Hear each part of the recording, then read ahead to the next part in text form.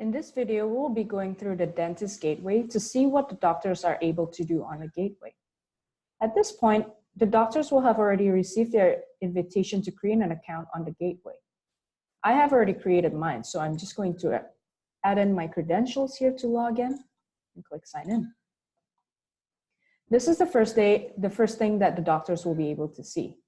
They'll be able to see any invoices or payments, transactions that have already gone through to the lab. Additionally, they'll be able to download any invoices or statements under the Invoices and Statements tab, and by clicking the drop-down menu or on Statements or Invoices. And to download, all they have to do is click on the customer statement or a lab invoice. Additionally, they'll be able to see the price list of products provided by the lab.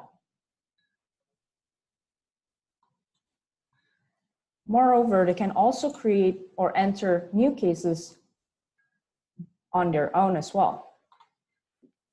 This is beneficial in terms of pre-booking the case for the lab, so when the case actually arrives to the lab, any details or instructions by the doctor have already been filled in by the doctor themselves. So in the chart number, the dentist will be able to enter in their own internal chart number, patient name, so let's put test, support, and shade can be A2. They have also the option to enter in gender, age, allergies, or medical conditions if they would like to, but it is not required.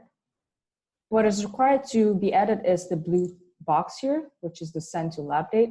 This is the date where the case will be sent to the lab. So for example, if I am sending the case in today, I'll put in today's date.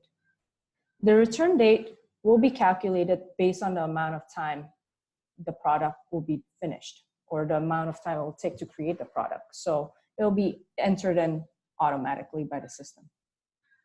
Additionally, if the doctors have any instructions to add to the case, they can enter in the instructions here.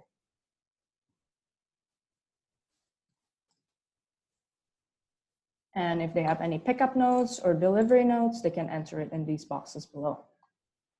And finally, they can choose which products they would like to send over.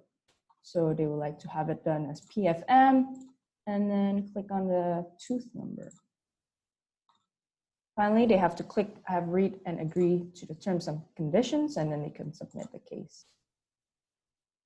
And before this case is finalized to be submitted, they have to enter in the patient appointment date. And patient appointment date can go accordingly to the return date as calculated by the computer here. And let's just say 30th of April at 10 a.m. So, perfect. And all you have to do is apply changes to save it.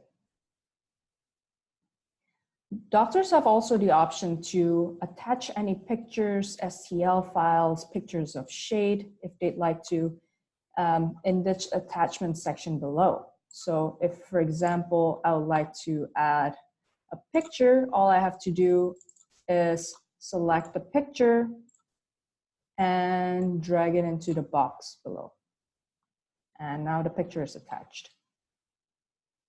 And finally, as doctors, you can also track cases and in what stages the cases are within the lab.